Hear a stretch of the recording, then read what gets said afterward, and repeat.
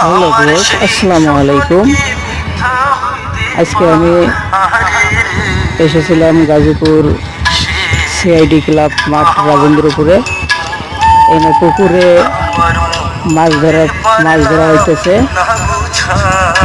Ticket মূল্য 13,000 টাকা এবং মাছের সাইজ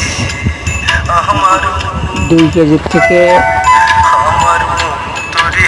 15 কেজি পর্যন্ত। মোটামুটিভাবে মাছটা ভালোই দেখতে পাচ্ছেন আপনারা।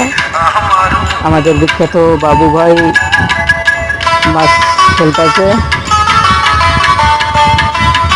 দেখেন।